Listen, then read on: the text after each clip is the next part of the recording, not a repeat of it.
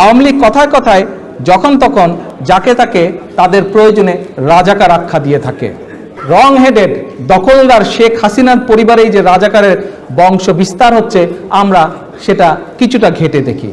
শেখ হাসিনার বেয়াই খন্দকার মোশাররফ হোসেন ফরিদপুরে ৭১ সালে নাম করা রাজাকার।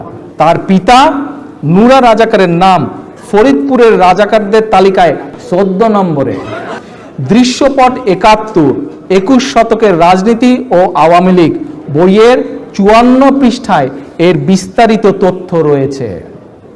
নুরা মিয়া শুধু তাই নয়, নুরা মিয়া শান্তি কমিটির স্থানীয় সভাপতি ছিল। শেখ হাসিনা রাজাকারদের সঙ্গে আত্মীয়তা করলেও স্থানীয় মুক্তিযোদ্ধারা কিন্তু এটা খুব সহজে মেনে নিতে পারে নাই। তার প্রমাণ হচ্ছে কি?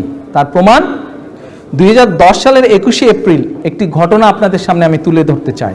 সেদিন শেখ হাসিনা ফরিদপুর সার্কিট হাউসে উপস্থিত, দলের নেতাকর্মীরা এসছে। তো দলের নেতাকর্মীরা আসার পরে সেই সময় স্থানীয় উপজেলা চেয়ারম্যান শামসুল হক ভোলা মাস্টার এবং দলের আরও কয়েকজন নেতৃস্থানীয় শেখ হাসিনাকে বলেন, ফরিদপুরে নুরা রাজাকারের নামে রাস্তার নামকরণ হচ্ছে। নুরা রাজাকার, যার নাম রাজাকারের তালিকায় ১৪ নম্বরে, তো নুরা রাজাকারের নাম মুছে ফেলার জন্য তারা হাসিনাকে অনুরোধ করে।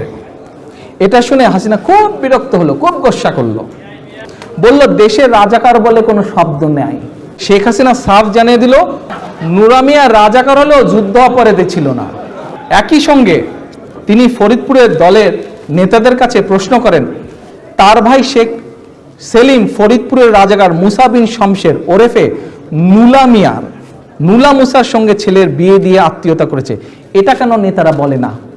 অথচ সবাই শুধু নুরা মিয়ার নামে অভিযোগ করে, বেয়াইয়ের বাপের নামে অভিযোগ করে। এটাতে খুব গোস্সা হলো, কিন্তু নিজের ভাইয়ের বেয়াইয়ের বাপও যে রাজাকার, এই কথাটা কেন বলে না? আরেকজনের কথা কেন বলে না? একই ফ্যামিলির মধ্যে তো আরও রাজাকার আছে, তারটা কেন বলতে হবে? অন্যদেরটা কেন বলে না? দেখেন বেরিয়ে আসলো, ফ্যামিলির মধ্যে যে আরও রাজাকার আছে তার মুখের কথা থেকে বেরিয়ে আসলো।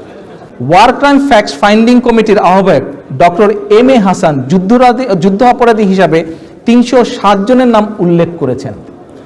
ওয়ার ক্রাইম ফ্যাক্টস ফাইন্ডিং এই বইতে উল্লেখ করা হয়েছে ৩০৭ জন যুদ্ধ অপরাধীর নাম। সেখানে ফরিদপুর জেলায় গণহত্যাকারী হিসাবে মুসা বিন শমশেরের নাম রয়েছে, বইতে ডকুমেন্টেড। আসেন, আমরা সবাই জানি আসলেই বাংলাদেশে মুক্তিযুদ্ধে শেখ মুজিব এবং তার পরিবারের ভূমিকা ছিল প্রশ্নবিদ্ধ। তাই রাজাকারের সঙ্গে আত্মীয়তা করতে তাদের হয়তো কোনো সমস্যা নেই, কিংবা বিষয়টি হতে পারে নিতান্তই তাদের পারিবারিক বিষয়।